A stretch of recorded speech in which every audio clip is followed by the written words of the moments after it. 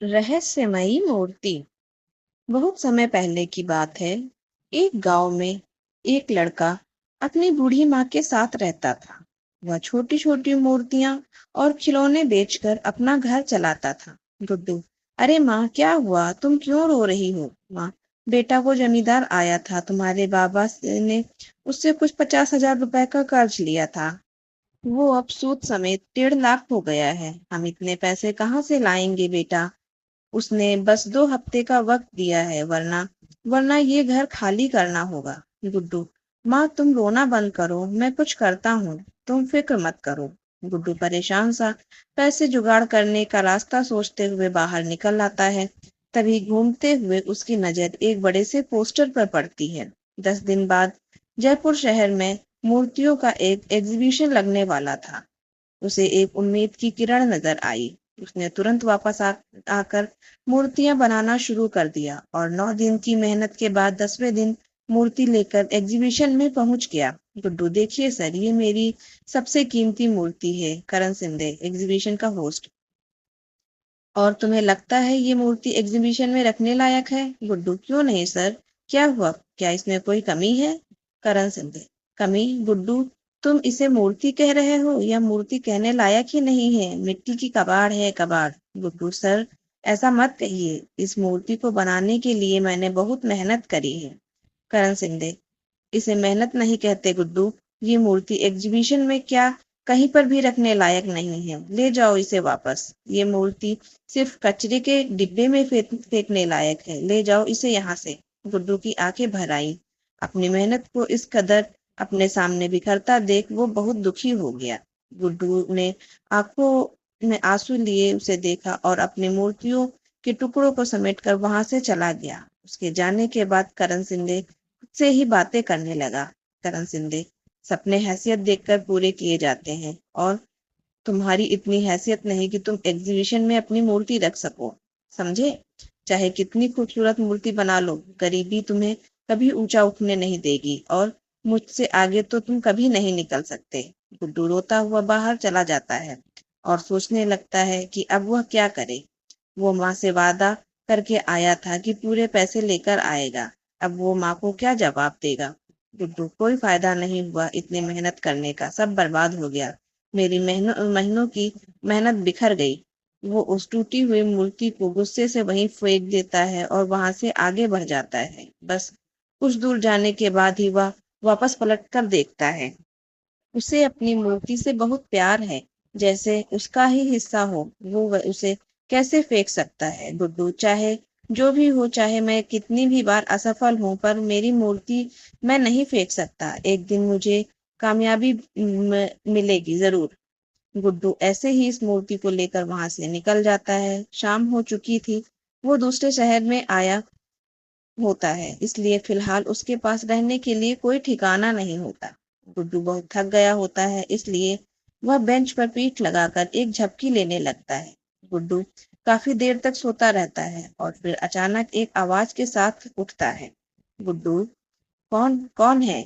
पर यहाँ तो कोई नहीं है। अचानक गुड्डू की आंखें हैरानी से बड़ी हो जाती हैं जब वह अपने सामने अपनी मूर्ति को देखता है। गुड्डू: ये मूर्ति तो टूट गई थी, ये वापस ठीक कैसे हो गई? वो मूर्ति के पास जाता है और उसे छू कर देखने लगता है। गुड्डू: ये तो सच में पूरी हो गई है, पर ये हुआ कैसे? ये तो पूरी टूट गई थी। गुड्डू अच्छे से ऊपर से नीचे तक, आगे से पीछे घूमकर मूर्ति को देखता है और फिर अचानक से खुशी से उसकी आंखें चमक जाती हैं। गुड्डू: ये तो चमत्कार हो गया, मेरी मूर्ति ठीक हो गई, मेरी मूर्ति। गुड्डू खुश होते हुए उस मूर्ति को गले से लगा लेता है। गुड्डू: कोई बात नहीं, अगर इस बार मैं सफल नहीं हुआ, पर तुम ठीक हो, ये मेरे लिए बहुत बड़ी बात है। वैसे भी शहर में मैं किसी को नहीं जानता, तो आज यहाँ रुक जाता हूँ, सुबह होते ही चला जाऊंगा। गुड्डू उस मूर्ति को एक पेड़ के नीचे खड़ा करके एक दुकान पर कुछ खाने के लिए लेने चला जाता है। थोड़ी देर बाद जब वह वापस आता है तो हैरान हो जाता है। गुड्डू: मेरी मूर्ति कहाँ गई? यही तो थी मेरी मूर्ति, मेरी मूर्ति। गुड्डू वहीं खाने का सामान रखकर आसपास मूर्ति को ढूंढने लगता है और आसपास देखते हुए उसकी नजर पार्क के गेट पर चली जाती है। जहाँ मूर्ति के पास एक औरत खड़ी होती है जो ध्यान से मूर्ति को देख रही होती है। गुड्डू, कौन हो तुम और मेरी मूर्ति को कहाँ ले जा रही हो? औरत, ये आपकी मूर्ति है। गुड्डू, हाँ ये मेरी मूर्ति है और तुम इसे चुरा कर ले जा रही हो? औरत, नहीं नहीं, मैं तो यहाँ से गुजर रही थी और इस मूर्ति को यहाँ देखा तो बस रुक गई। मेरा नाम मधु है। गुड्डू, झूठ ऐसे बोलो कि पकड़ा ना जाए। ये मूर्ति मैंने पेड़ के नीचे रखी थी। औरत, पर मैंने तो इसे यहीं देखा। गुड्डू उसे ढूंढने लगता है। गुड्डू, भला मूर्ति खुद तो चलकर आई नहीं है, कोई इसे यहाँ लाया ही होगा ना। मधु, मुझे नहीं पता, पर आपकी मूर्ति बेहद खूबसूरत है। आपने खुद बनाई है? गुड्डू, हाँ मैंने बनाई है, पर कोई मतलब नहीं है। मधु, मतलब नहीं क्यों नहीं है? कितनी खूबसूरत मूर्ति है ये, ऐसी और भी होंगी, आप इन्हें एग्जीबिशन में क्यों नहीं रखते? गुड्डू, कौन रखेगा मेरी मूर्ति को एग्जीबिशन में? वहां तो बड़े बड़े लोगों के राज हैं और मैं ठहरा छोटा सा मूर्तिकार। मधु, अरे इसमें छोटे और बड़े की बात कहाँ से आ गई? बात तो तुम्हारे जादू की है। कितनी खूबसूरत मूर्ति है। तुम बहुत हुनरमंद हो। तुम्हारे हुनर में ऐसा जादू है कि मूर्ति बिल्कुल जीवित नजर आ रही है। गुड्डू, हुनरमंद होने का क्या फायदा जब मैं कुछ कर ही नहीं सकता? हम गरीबों की मदद कौन करेगा? मधु, ऐसा क्यों बोल रहे हो? अगर तुम बुरा ना मानो तो मैं कल होने वाले एग्जीबिशन में तुम्हारी मूर्ति को रखवाना चाहती हूँ। गुड्डू, कल वाले एग्जीबिशन में? पर कैसे? कौन है आप? मधु ने उस मूर्ति को देखा और कुछ सोचने लगी। मधु, मैं एक मूर्तिकार हूँ, सिर्फ मूर्ति ही नहीं बनाती बल्कि उनकी भावनाओं को भी समझती हूँ और कल ये मूर्ति एग्जीबिशन में जरूर रखी जाएगी। अगले दिन एग्जीबिशन में गुड्डू की मूर्ति भी रखवाई जाती है, पर किसी को गुड्डू का नाम नहीं पता होगा, क्योंकि यह पहली बार हुआ था जब गुड्डू की मूर्ति एग्जीबिशन में रखी गई थी। गुड्डू खुश होकर देख रहा था। सबसे ज्यादा भीड़ उसकी मूर्ति के सामने होती है और ये सब देखकर उसे बेहद खुशी होती है। करण सिंधे ये सब देखकर उसके पास आता है। करण सिंधे, तुमसे कहा था कि तुम एग्जीबिशन में मूर्ति नहीं रख सकते, फिर किसने रखवाई ये मूर्ति? गुड्डू, आपने तो मेरी मूर्ति तोड़ ही दी थी और शायद आज मेरा यहाँ आना लिखा था। मेरी मूर्ति ठीक भी हो गई और मधु जी ने मेरी मूर्ति एग्जीबिशन में रखवा भी दी। करण सिंधे, मधु ये कौन है? गुड्डू, एक मूर्तिकार है, यहाँ एग्जीबिशन में है, शायद उनकी मूर्तियां भी हैं। करण सिंधे, यहाँ मधु नाम का कोई मूर्तिकार नहीं है और ना ही उसकी कोई मूर्ति है।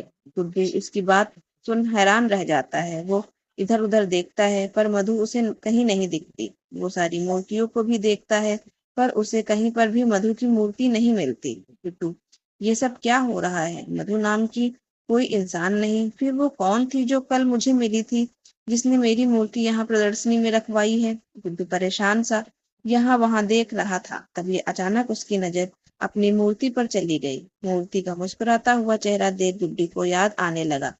अचानक उसकी टूटी हुई मूर्ति का जादुई तरीके से ठीक हो जाना, फिर मधु का उससे मिलना, मूर्ति का प्रदर्शनी में आना और अब मधु का गायब हो जाना से याद आता है मूर्ति कल अपने आप पार्क के गेट पे पहुंच गई थी। गुड्डू सारी कड़ियों को जोड़ता है और उससे एहसास होता है कि यह मूर्ति जादुई थी। शायद ये उसकी मेहनत का और लगन का नतीजा था। गुड्डू, इसका मतलब ये सब मेरी मूर्ति ने किया है? ये तो चमत्कार है। गुड्डू खुश हो जाता है।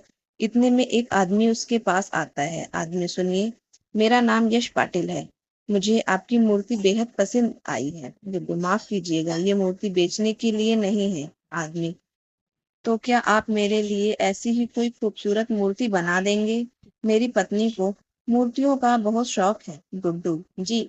आदमी, मैं आपको मुंह मांगे कीमत देने को तैयार हूँ, प्लीज मना मत करिएगा। गुड्डू, हाँ जरूर, मैं आपके लिए मूर्ति बना दूंगा। गुड्डू को वहाँ कई लोग उस मूर्ति की कीमत लगाने को बोलते हैं पर गुड्डू नहीं मानता, तो वहाँ खड़े कई लोगों ने खुद उसे मूर्ति बनाने को कहा और मुंह मांगी कीमत में खरीदने को भी। गुड्डू ने खुश होकर सबको हाँ बोल दी।